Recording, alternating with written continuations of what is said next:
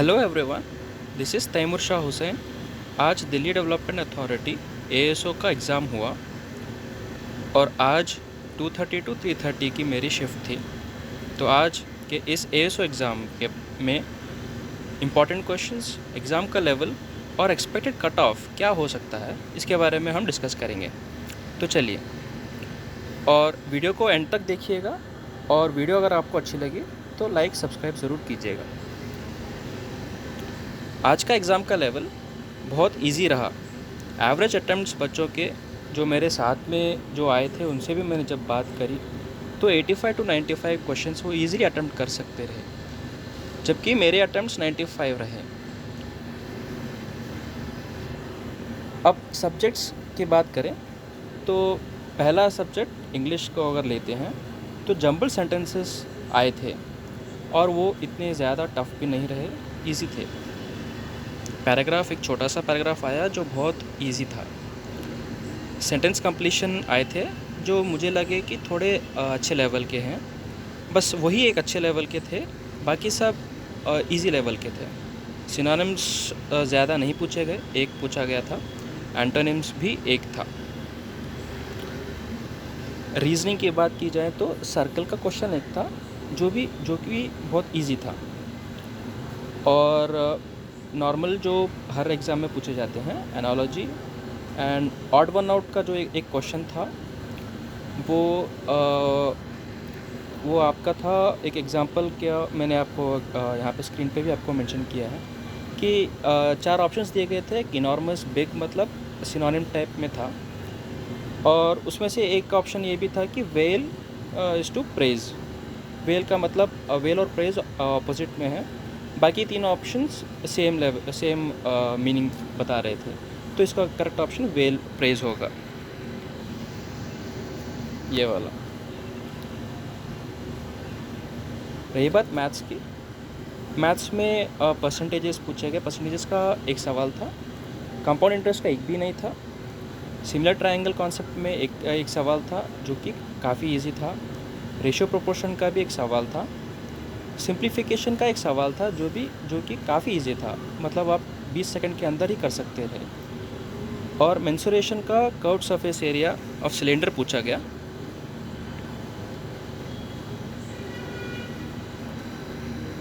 ये तो आपको पता ही होगा, curved surface area of cylinder. आप उसका फार्मूला आप ज़रूर देख के जाएं। मेरा आपसे सजेशन ये होगा कि मैथ्स के जो छोटे छोटे जो फार्मूलाज हैं वो आप ज़रूर देख के जाएं, स्पेशली मेंसुरेशन का। कर्व्ड सरफेस एरिया एक है और टीएस है, टोटल सरफेस एरिया है, ये आप ज़रूर देख के जाएं। ये काफ़ी एग्ज़ाम्स में मतलब बहुत बार पूछा गया है, जेएसए में भी पूछा गया है।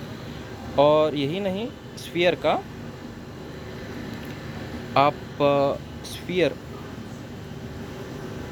स्फीयर का सीएसए मतलब स्फीयर का आप टीएसए, टोटल सरफेस एरिया, जो 4πr² होता है। वॉल्यूम का फार्मूला आप रट के जाएं। सिंपल फार्मूला बेस्ड ही आपको पूछा जा रहा है, कोई बड़ी दिक्कत की बात नहीं है। लास्ट में आते हैं, last but not the least, GK. ये एक ऐसा सब्जेक्ट है जो डिसाइडिंग फैक्टर हो जाता है, बट इस बार काफ़ी हद तक इजी पूछा गया है। Who invaded India from Mughals. बे जाहिर सी बात है, मुगल्स का जब आपको आता है तो सबसे पहले हमने क्या पढ़ा कि मुगल्स में जो सबसे पहले राजा रहे वो थे बाबर। बट यहाँ पे एक ये था कि 2 ऑप्शंस दिए गए थे। एक था बादशाह बाबर, मतलब PADSHAH का एक ऑप्शन था, और था ज़हीरुद्दीन। तो ये भी आप देख के जाएं, शायद आपके शिफ्ट में ये पूछ लिया जाए।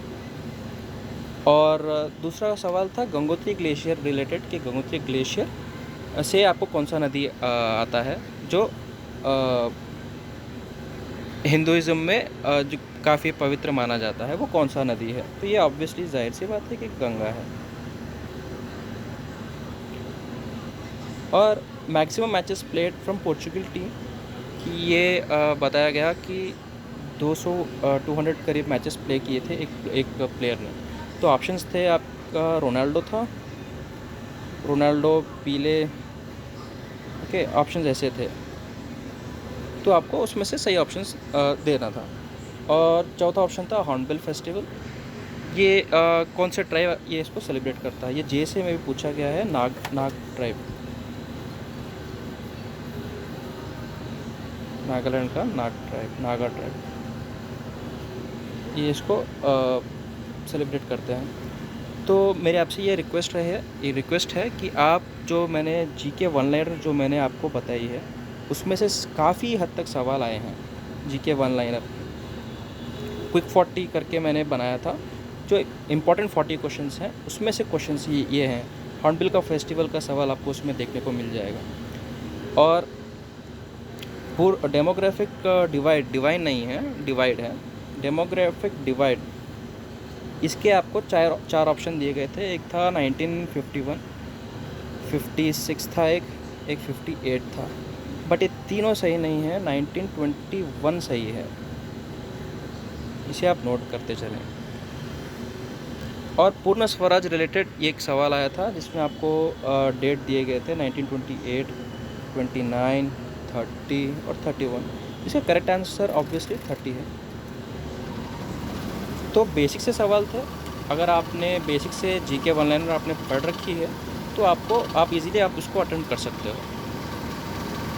तो चलिए, ये तो रहा सब्जेक्ट्स के बारे में। अब last but not the least, expected cut off. जिस तरीके का पेपर रहा, मुझे तो लगता है कि कट ऑफ पता पाना फर्स्ट डे ही बहुत मुश्किल है। फर्स्ट डे हम नहीं बता सकते, बट इतना ज़रूर बता सकते हैं कि सेफ़ स्कोर क्या हो सकता है। कि मेरे एग्ज़ाम के हिसाब से 150 सेफ़ स्कोर रह सकता है। इसके भी रीज़न मैं आपको बताता हूँ। रीज़न ये है कि पहली बात कि नेगेटिव जो है तो 0.66 है, ये पहला रीज़न। और दूसरा, अटेंडेंस के देखा जाए, अटेंडेंस को आप देखा जाए तो जेएसए से तो काफ़ी हद तक ज़्यादा है, बट मुझे लगता है कि 50% अटेंडेंस तक रही है। क्योंकि मेरे खुद के हॉल में 40% तक रही। तो मैं अप्रॉक्स बोल सकता हूँ कि 50% हम समझ सकते हैं कि 50% अटेंडेंस रही होगी, जाहिर सी बात है। बट ये दो रीज़न ये हैं। और तीसरा रीज़न ये भी हो सकता है कि नेगेटिव्स जाने के ज़्यादा चांसेस आपके इंग्लिश में ज़्यादा देखने को मिल सकते हैं। क्यों? क्योंकि इंग्लिश में जम्बल सेंटेंसेस,